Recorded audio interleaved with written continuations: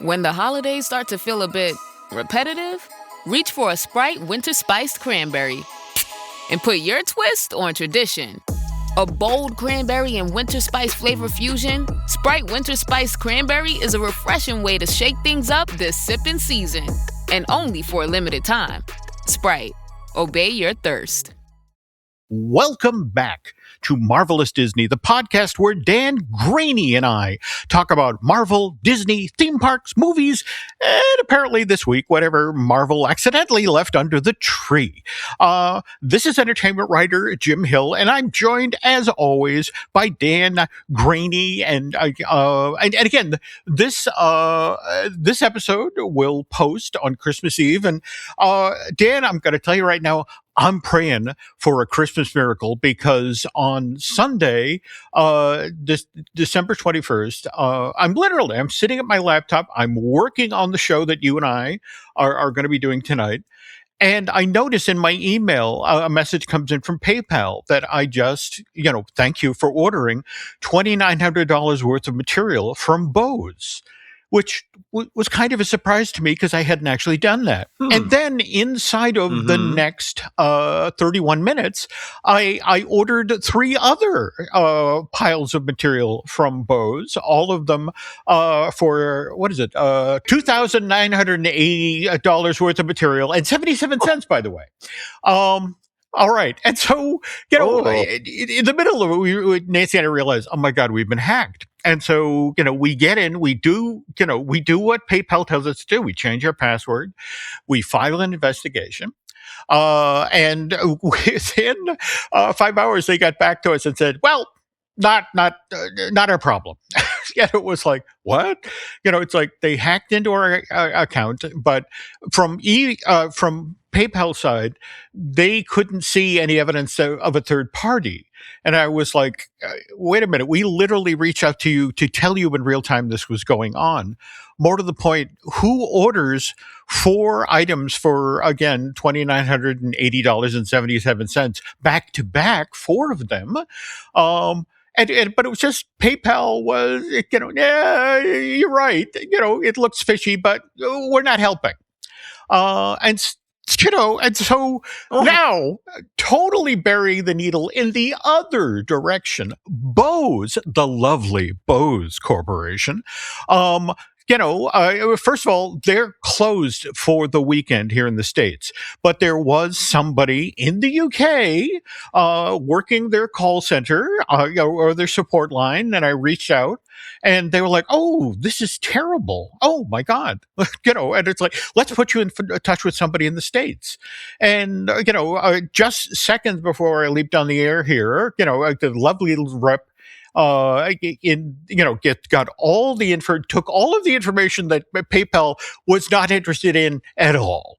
And it's like, we will get on this. We will resolve this. And we are so sorry that, you had to deal with this tonight. So, again, I apologize, folks. That's why I sound crazy hyper, because that's how I spent my day. Now, mind you, Dan, anybody who listens to the hubbubbery, this is the level of energy you bring to every show. That's one of the reasons I love, what you do there. Normally I'm a tamped down kind of guy, but I'm sorry. I was going to come through the door sounding like this, and I thought an explanation was in order. And rightfully so. I mean, I have been on the receiving end of many of these types of purchases. One time, I apparently flew to Mexico and bought tires during my lunch break, and they tried to charge me, and I'm like, it is physically impossible for me to leave St. Louis, fly to Mexico, and then because I had a purchase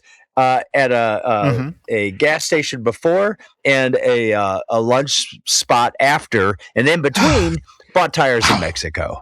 So I had to do the same thing where I tell them, now you do understand that's not possible. I did not buy those tires. That was the thing and what was fascinating to me was the attitude from PayPal to the effect of, yeah, you're right, but what are you going to do? It's like, It's like, oh, well, okay, just $12,000 worth of recording equipment, and in fact, I could provide the address of where it's being shipped to. In fact, that's what's lovely about the folks from Bose. They're like, oh, you don't live there. It's like, yes, the same thing I said to PayPal. And they're like, oh, well, all right. So anyway, not your pal. I love that. Pay, not your pal. All right. Well, anyway, folks, you didn't tune in to this podcast to listen to a whiny baby man. You listened because you tuned in because we have information about what went on this week at Marvel. And Dan, do you want to tell them about this very weird week? Oh, well, I mean, obviously, it is a weird week, right before the holidays. So, I mean, people are going through false purchases. You don't know what day it is. Half your gifts are hidden in places you forgot about or going to a house that is not yours. And, let's talk about it. Somehow Marvel has decided that this is the perfect time to let half the internet film shaky trailers off theater screens. Yes. Marvel's version of holiday cheer this year seems to me, to be, we meant to give you one present, but somehow there were four. And by the way, two of them were bootlegs. Yeah. It's like, those advent calendars, but you don't get chocolate. You get clapper boards and countdowns and cease and desist but letters. Before we get to any of that stuff, we need to acknowledge Marvelous Disney's sponsor. And that, of course, is unlockmagic.com, where you get real discounts on Walt Disney World and Universal Orlando tickets, sometimes up to 12% off. And just so you know, Unlock Magic is run by the exact same team behind the DVC rental store and the DVC resale market. And if you're planning a trip to Central Florida in 2026, pick your dates, grab your tickets, and go.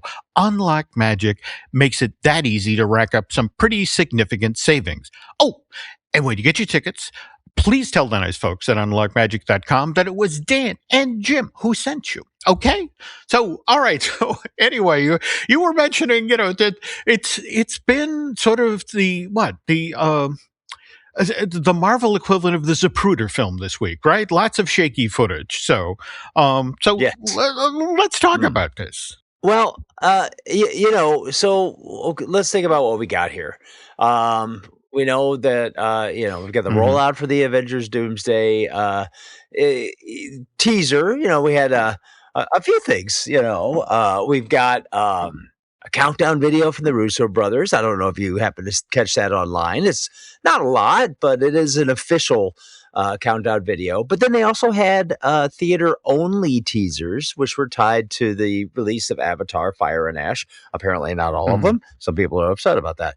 But then we started seeing bootleg descriptions spreading online. And not just for the teaser that is what we consider to be the teaser of the week.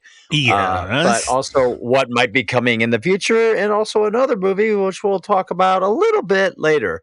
So, I mean, at this point, fans aren't even sure what they're supposed to see, where they're supposed to see what.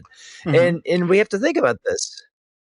Marvel used to be the gold standard for trailer discipline, and this is all feeling, I don't know if it's intentional and chaotic, all at the same time. And I guess the other thing that's worth noting here, and we will talk at length about this, is that we had, as you mentioned, we had the Really For Real trailer, that debuted in front of Avatar, Fire and Ash. In fact, that began doing screenings this Thursday night, the preview, and now it has officially opened. In fact, I don't know if you saw, what is it, 347? 345 million worldwide. So, James Cameron's doing okay. But doing okay. At the same time, it's wondering, all right, how many of those people are Marvel fans who went into the theater because they wanted to see, and again, as you mentioned, this thing has been rumored and talked about for a week to 10 days leading up to this. Never mind what then showed up on was it the official Japanese Spider-Man Brand New Day website? I'm blanking on the province of how that trailer got out. But I'm getting ahead of us here. You want to talk about the thing that people could actually see legally in a theater, right? Okay, so let's talk about this trailer that would actually went into theaters in front of Avatar: Fire and Ash, and how it lit people up, because we have been talking about who's going to be in this movie, and we now officially have confirmation that Chris Evans is back as Steve Rogers, and it's Steve Rogers on a farm, and we get to see his old uniform, and we also get to see Steve Rogers holding a newborn. Get cool, right? Well, I mean, there's and it does say Steve Rogers. Now they don't refer There to we him go. obviously as Captain America Mhm. because he's not Captain America. But this did immediately kick off a couple of reactions online, and one was, Mhm. "Ooh, that's really emotional," and the other one was, "Yeah, do we want to reopen the most peacefully satisfying ending in the And MCU?" you and I both, I think, that second reaction is very fair. I mean, that's the thing. Steve Rogers ending in Avengers Endgame, is widely considered to be one of the MCU's very best. That he gets the life he missed. He passes the shield to Sam Wilson in a lovely scene, and he exits quietly with dignity. And so bringing him back, even as a variant or a multiversal version, oh boy, doesn't that come with some risk? Oh, I would say absolutely, 100%.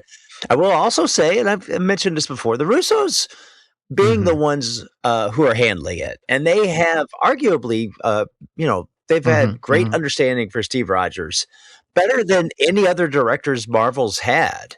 So, I mean, I think that buys them some trust. I will give you that 100%. I mean, if you think about it, the Russos were the ones who directed Winter Soldier. They directed Civil War. And again, we all remember we were in the theater when that moment when Steve Rogers got Thor's hammer. And just that noise we all made.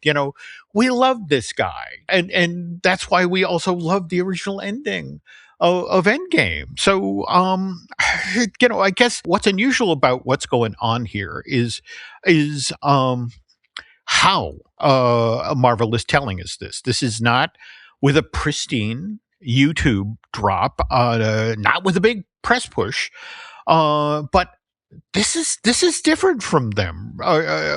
Controlled scarcity, is that what you call it? Yeah, yeah. I mean, what's interesting is that, Mhm. I mean, this isn't the first time Mhm. the Steve Rogers ending has been a point of tension behind the Yeah. scenes. Oh, I forgot about this because with people forget now. It's been this long since Endgame. There was it was polite, but there was some very real disagreement about that ending, right? Oh yeah, it was in 2019, Hmm. and it was right after the movie came out. Marcus and Hmm. Riff Keeley, the screenwriters, they were pretty clear and somewhat vocal that Steve going back to live with Peggy Hmm. created a branch timeline, which was a clean multiverse solution. Whereas the Russos, when asked about this very same thing, they leaned the other way, right? They suggested, Oh, that Steve had lived out his life with Peggy within the main timeline, but in a closed loop, with no loose ends, right? That the story yeah, finished. open and shut, Hmm. done. But clearly, two very different Hmm. philosophies. Obviously, one that leaves the door open, Hmm. and one that very intentionally shuts it. Hmm. Yeah, but now again, the Russos are back, and not only is Steve Rogers returning, he's got a family, he's got a son, which yeah, that ups the stakes, right? Oh, so much. I mean, I mean, this almost feels less like undoing that perfect Hmm. ending and more like revisiting, what could be this unresolved creative question that goes deeper and behind the scenes. But maybe everybody is finally on the same page. I guess, but at the same time, I mean, think back to the original Captain America, the first Avenger, that scene in Times Square, with Nick Fury and Steve suddenly finding that he's been asleep for 60 years and the world has moved on, and that line of, I was gonna go do a dance with a girl. And that, and then you had to wait how many movies to finally get that payoff? And that's the thing. For me, it's just sort of like, that was so, I am a big time story constructionist. I'm a big believer in Chekhov. You show the gun in Act 1, you use it in Act 2. All right. And so this piece of brilliant story construction of, I was going to meet a girl, I was going to go to a dance, and the last image we see with Steve Rogers is him with Peggy, and it just, again, these are huge stakes, and it's just sort of, for me, it's like, is this gonna work? Is this gonna pay off? Or worse, is this gonna undo something that I love? Well, okay, so here's a counterpoint. First of all, as we talked about in our last episode, we know that Hulk not taking the stairs threw everything in disarray anyway, because Loki steals the Tesseract, becomes a multiverse Loki. Now we have the TVA, but also, when Steve at the very end of Endgame, he's got he's got all the stones, he's got the fancy suitcase. He's like, I'm going to put them right back, right before, right where we got them. Nobody will be any the wiser. And of course, he stays, which, is intentionally not, part of the plan. And it would make you, I mean, if we go back even further, we had never seen photos of Peggy's husband. We know that when he saw her in, was it Civil War? I believe it was Civil War, when she's dying and she's going through Alzheimer's, and that does bring to mind. Now we know that she had children. We know she was married. Now we have to revisit and look at that scene differently. Ooh. So, I mean, all of this, it's kind of worth noting that this new creative agreement that we have between the screenwriters and the Russos, I mean, I think that's influencing even how Marvel is rolling all of this out. Okay. And starting out with focused on a single character and what is supposed to be this huge first teaser. Yeah, which brings us to what the industry is reporting about Disney's plan here, about rolling multiple Doomsday trailers out, and in fact cycling them weekly through the theaters that are showing Avatar Fire and Ash to make us go back. In fact, again, Dan and I, when we started the show, Dan was very, vocal and consistent about, it didn't want to be a spoilery show. So this, I apologize, folks. This is going to be a delicate conversation here.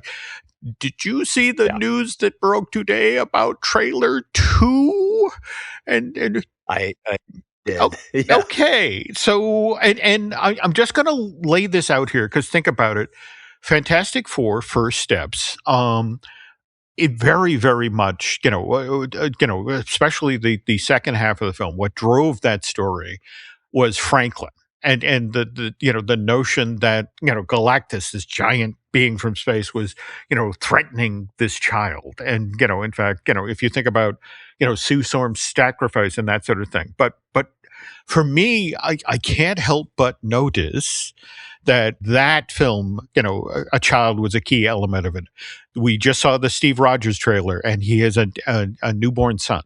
And again, not to give anything away, because Disney wants you to go to a theater. It's coming Friday and see, this trailer that involves the other Chris, a certain Nordic god, who also, remember, at the end of Love and Thunder, had become a dad. And this supposedly has him talking about his child. And it's just sort of like, I'm fascinated by this kid aspect of it. And especially and again, I apologize if you're not reading the same stuff that Dan and I are reading online, but have you been following this stuff about what Dr. Doom's motivation may be about, him losing his family? Yes. Yeah. I mean, I think it's going to be something. And you know what's interesting about this is that what they, why Thanos worked so well, and I've said this before, is that the best villains are the heroes of their own story. So Dr. Doom is not there. I mean, they knew that they were never going, especially in the history of the comics. There were times where, he was a little mustache twirly, but I mean, they were never going to take this character, especially in the hands of Robert Downey junior and make him just, a Temu version of a villain. I mean, he was never just going to be. Oh, I am stealing that line. A Temu version of a villain. Oh, that's great. That's great. They were never going to make him just like. I mean, they're going to give him something where you're like, from a point of view, you might be able to, you can certainly understand his motivations. So yes, if we're seeing something where, they intentionally bring they're like, hey, look at this. Here's Steve Rogers. He's coming back. He's got a kid. Okay. And like you said, and of Fantastic Four. Who's that with Franklin? And that scene was shot by the Russo brothers. Was it? Oh, wow. It was. Okay. All right. Yeah. That was filmed by the Russo brothers. Okay. So right there, I mean, that sort of confirms what the emotional stakes are. I mean, and just this notion of, I'm sorry, folks. Please do explain that Dan and I are great. We consumed way too much film as children and as adults, and so I am a sucker. If you put a child or a dog in jeopardy, I'm there. It's just sort of like, oh no, and it's just the notion of what I'm looking at. I'm enough of a constructionist to Franklin, Franklin in the presence of Dr. Doom and Steve Rogers with a kid, and now supposedly Thor with his daughter, and it's like, oh no. And with the notion of, if this is in fact about the multiverse and shutting down variant threads where these children occur, oh my God. Suddenly the stakes for these next two films, Doomsday and Secret War, if you think about a Steve Rogers or a Thor that is acting in the best interest of now his family, that's interesting. But anyway, folks, and by the way, this isn't the only trailer we're going to spoil for you on this week's show. In fact, when Dan and I get back from this break, there's a certain young man, Mr. Peter Parker, who also has a film coming out next year that, and again, information has leaked out about that. But before we get to that, there's this. The Who's Down in Who Newville were making their list, but some didn't know Walmart has the best brands for their gifts. What about toys? Do they have brands kids have been wanting all year? Yep, Barbie, Tony's, and Lego. Gifts that will make them all cheer. Do you mean they have all the brands I adore? They have Nintendo, Nespresso, Apple, and more. What about... So the Who answered questions from friends till they were blue. Each one listened and shouted, from Walmart? Who knew? Shop gifts from top brands for everyone on your list in the Walmart app. Does it ever feel like you're a marketing professional just speaking into the void? But with LinkedIn ads, you can know you're reaching the right decision makers, a network of 130 million of them, in fact. You can even target buyers by job title, industry, company, seniority, skills, and did I say job title? See how you can avoid the void and reach the right buyers with LinkedIn ads. Spend $250 on your first campaign and get a free $250 credit for the next one. Get started at linkedin.com/campaign. Terms and conditions apply. Oh, he'll Hilton stay, oh Hilton stay. Your beds are soft and cozy. No lumpy couch, no stiff futon, no shower line at crack of dawn. Oh Hilton stay, a holiday you're saving. When you want holiday comfort you can count on, it matters where you stay. This season, enjoy spacious, comfortable rooms and friendly service when you book with Hilton instead. Hilton for the stay. And we're back. Okay, so obviously, again, we've just been talking about the first Doomsday teaser trailer, the first of the quartet, right? As we know, I mean, I don't know that Marvel ever officially decreed that they're doing 4, but I think it's widely considered. I think it was even reported in Variety. Well, there we go. And supposedly, the way it was explained to me is we got our Steve Rogers, we get our Thor, we then get our first taste of Robert Downey Jr. as Dr. Doom, and then finally, and I love this, I love it's in week 4 that we actually get the really for real teaser trailer for Avengers Doomsday, which means we all have to go back to the same movie 4 times. or wait for somebody in the theater with a phone, to again take the shaky video and put it online so we can all look at it blurry and go, what was that in the background? But anyway, again, we've been talking too much about Steve Rogers and Thor and Dr. Doom. And again, there was another trailer that slipped out for like 5 minutes, and then, as I think you mentioned, the cease and desist letters rained down from Sony. And so this was for Spider-Man Brand New Day, right? That is correct. Yeah. Now, this one is a little less clear. A lot of it that I've seen, and I didn't want to talk about it that much because a lot of it's just based on audio.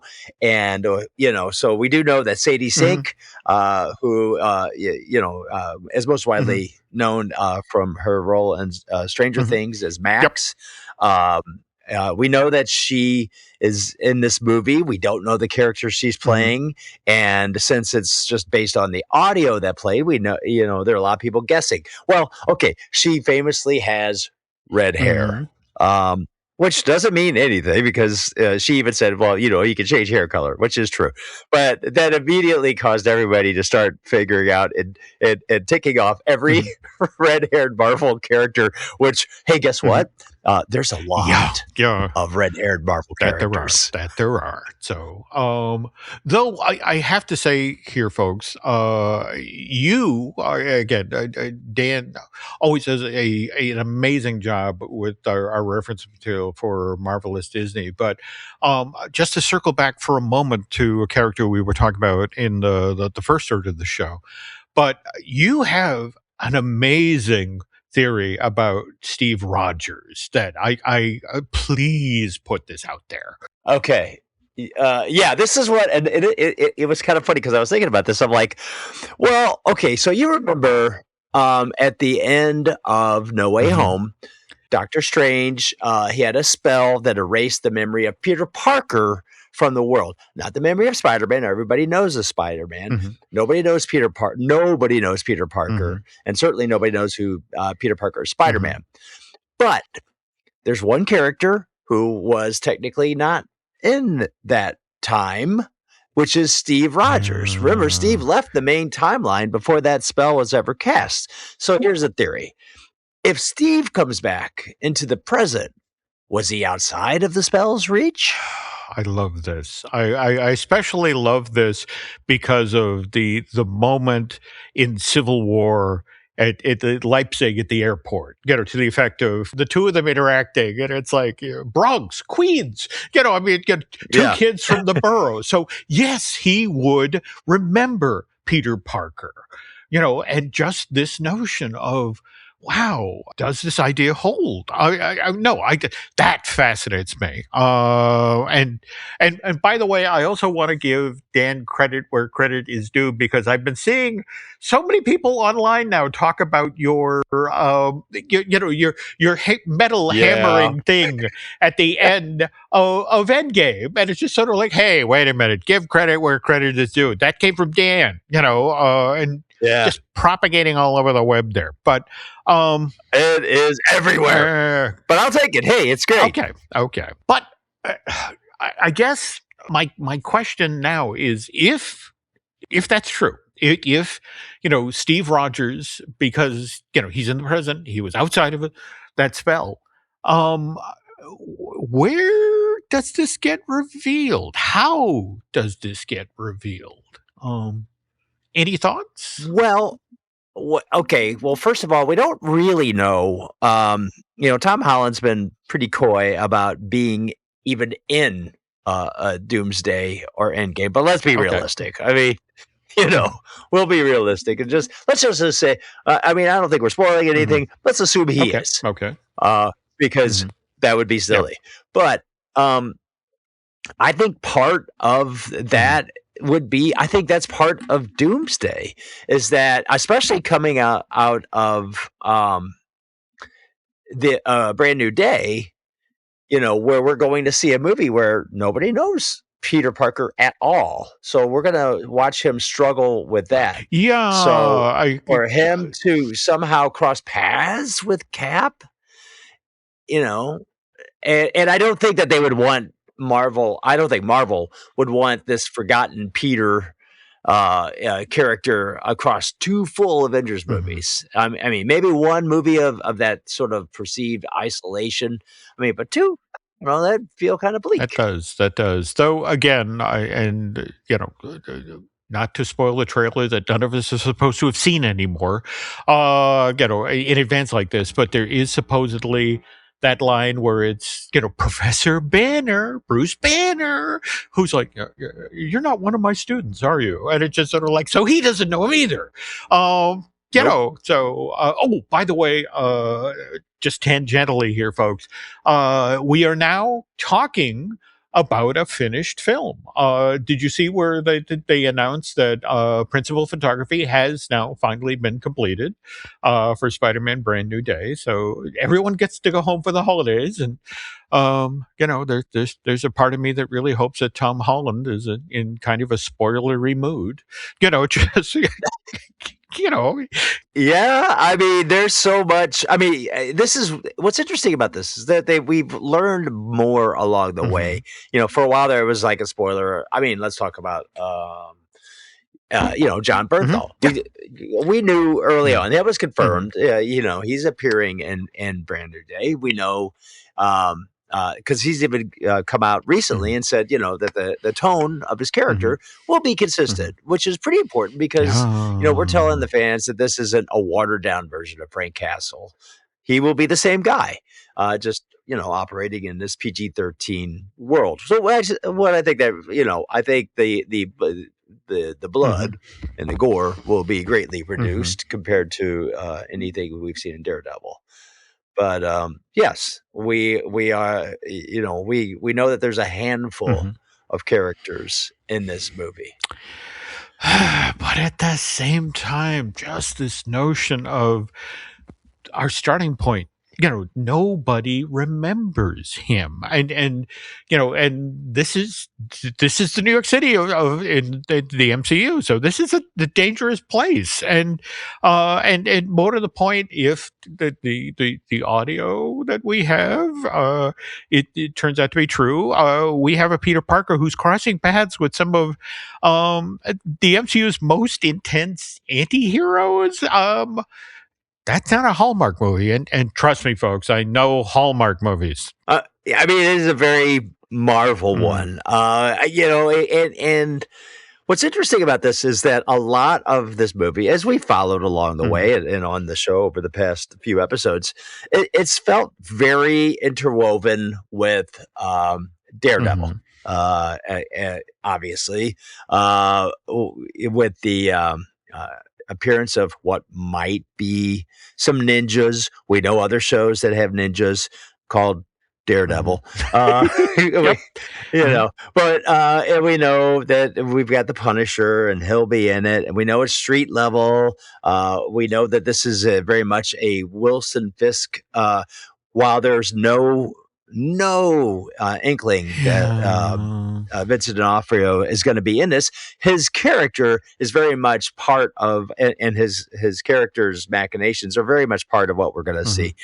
The other character, we haven't heard anything, even and like Jim said, we don't want to spoil too much, but not a peep, not a glance, not a sight of Charlie Cox to be found anywhere. So there's part of me it's like I don't want it ruined, but we did see Matt Murdock in the last Spider-Man movie. It would be kind of cool if Daredevil was in this. Absolutely. I mean, that for me, that was kind of the moment that indicated what sort of movie we were about to get. That lovely moment of them in the kitchen, talking with the attorney, and the brick comes through the window, and Matt just palms it, and it was sort of like, okay, this is going to be fun, But anyway, folks, all right, so continuing the theme of this week's show, and we got to step away to do a quick ad here, but go call the plumber because we're dealing with a lot of leaks. Here's my 30-second story with Guinness. As soon as my sister and I get home for the holidays, we don't even unpack. We head straight to our pub. The bartender already knows our order, Guinness and fries. We laugh all night, catch up with old friends, and walk home with faces sore from smiling. It's one of my favorite nights of the year. That was my 30-second story with Guinness. Guinness Draft Stout. Please enjoy responsibly. Imported by Diageo Beer Company, USA, New York, New York. The McDonald's Snack Wrap is back. You brought it back. Ranch Snack Wrap. Spicy Snack Wrap. You broke the internet for a snack. Snack Wrap is back. Ba-da-ba-ba-ba. This is Jason Momoa, and I'll be your finance professor today. Welcome to Banking Smarter 101 with Chime. Bam! First lesson, sign up for Chime and set up direct deposit. You'll be joining millions of members banking fee-free. Second lesson, get cash back on eligible purchases while building credit and a higher APY on your savings. That's how you bank smarter this season. Fa-la-la-la-la, class dismissed. Join Chime today. Chime is a financial technology company, not a bank. Banking services and a secure Chime Visa credit card provided by the Bancorp Bank N.A. or Stride Bank N.A. Members FDIC. Optional services and products may have fees or charges. Details at chime.com/fees-info.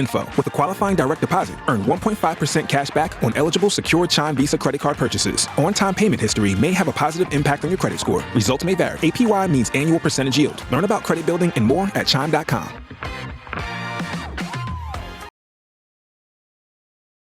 And we're back. Okay, folks, we got to talk about the elephant in the room, the stocking stuffer, and the thing that Marvel absolutely pretends not to see every year, which is leaks, right? And I think you alluded to this at the top of the show. Given how the internet and social media has lost its mind over, all of the stuff that we're not supposed to have seen, or we're supposed to have bought a ticket and gone into a theater and seen Avatar, Fire and Ash to at least be familiar with the Steve Rogers thing. But, we'll lay it out for the nice folks. What are we actually dealing with right now? All right. I mean, really, in the span of 24 hours, we've had 2 leaked Doomsday theater teasers. Then a leaked Brand New Day trailer from a private screener site. And it does raise this rather large holiday question. Mm-hmm. Is Marvel losing control? I mean, or are they just, I don't know, learning to live with this? And look, Dan's not wrong, because back in the day, when a trailer leaked, I mean, it was literally somebody has screwed up at a studio. In fact, somebody was going to lose their job. Whereas today, there's a certain level of calculation. And more to the point, look at how we've just spent like the last half hour of this podcast talking about leak, the trailer we're not supposed to have seen. This is our currency now. Part of the ecosystem, entertainment ecosystem, so to speak, right? Oh, it is funny because obviously this isn't new.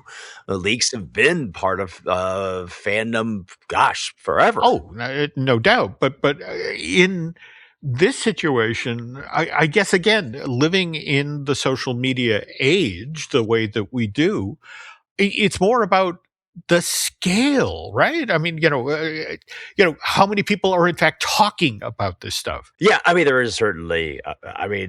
On one hand, you could say that they've done the job because here we are.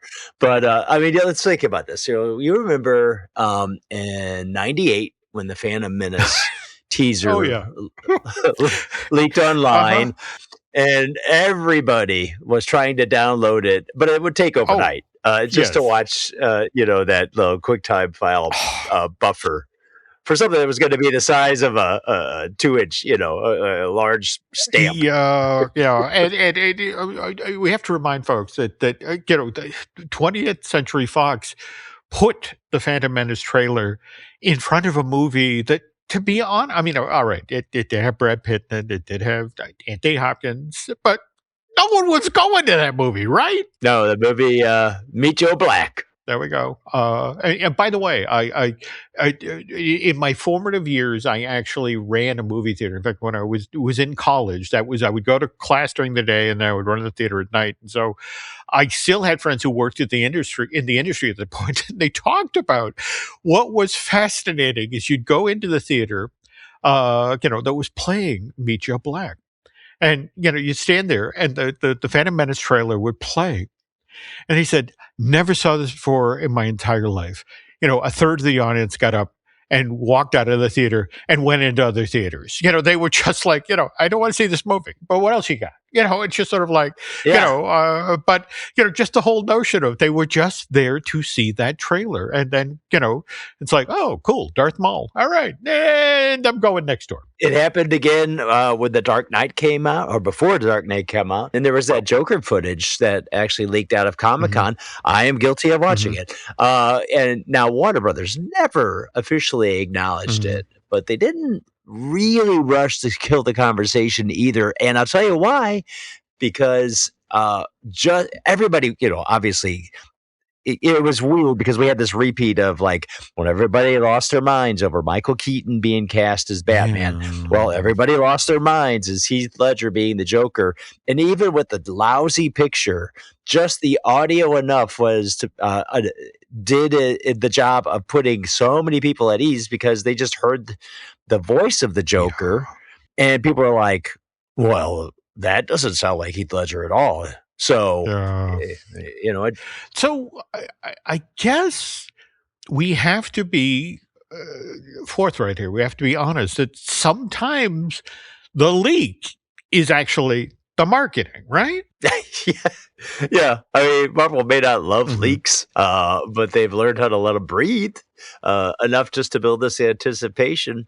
And I mean, just like I said, think about it now. I mean, when the leaks are just bad enough quality to spark conversation, but not quite good enough to replace the real thing. Ooh, that's a brilliant observation. Yeah, that, oh, wow. Okay. So the notion of you're familiar enough, but you still have to go to the theater to see the pristine copy of and you got to see it, 70 feet wide and 30 feet tall.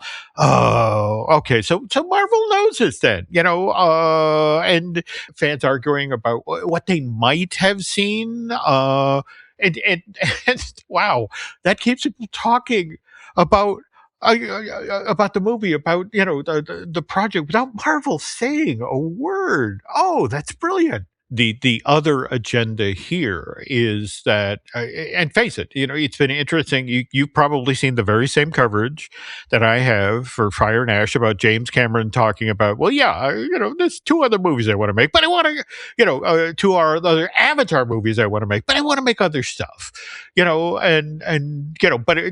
lot of this depends on, what the box office is, whether, we'll go right into making 4 and 5 and we have to acknowledge that with this this alleged Thor trailer dropping this coming Friday, and then the Friday after that, this alleged Doctor Doom trailer, and then 4 weeks in, the real trailer, yes, that's 4 movie tickets I gotta buy. And this is such a departure from the old days where something like this would leak, and again, we mentioned earlier, the cease and desist letters would fall like leaves, and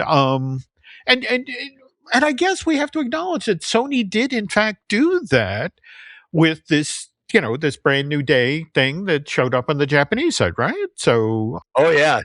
Yes, Sony and Marvel are taking 2 very different approaches. They are. You could say. Are. So, I mean, I think Marvel's kind of looking at. I mean, Marvel had to know beforehand. Mm-hmm. So this, for them, I mean, this just might be the new normal. It's this controlled mystery. Okay. There's still the theater first rewards, but like we said, there's just enough chaos here, and it keeps the fans refreshing their feeds during the holidays. There you go. There you go. All right. So in that sense, Marvel's Christmas gift to us all this year, this is so funny. It's not a trailer. It's the anticipation of a trailer. And in fact, you know what's so funny? It just occurred to me. You know what this is the equivalent of? Do you remember when the first Star Wars action figures, how for Christmas of 77, tell the nice people what you could get for Christmas of 77. I will tell you exactly what you could get. You could get a cardboard back because I have one sitting upstairs. Oh, there you go. My mom got the cardboard, piece of cardboard with these little pegs.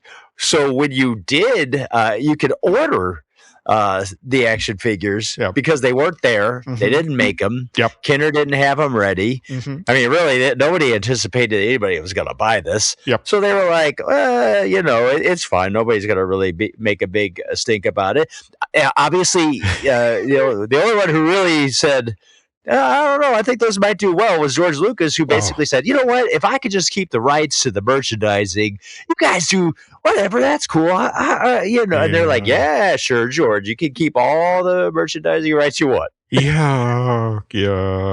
So, yes, there you go. We're getting our cardboard backer from Marvel. Merry Christmas. I hate to say this, folks, but this, if we jump ahead, it's a full year, isn't it? We have to wait till Christmas of 2026 before we finally get to see Doomsday, right? So, well, and that's where we need to watch what comes ahead, because we've got the new series coming on, Wonder Man. What am I doing? What am I saying?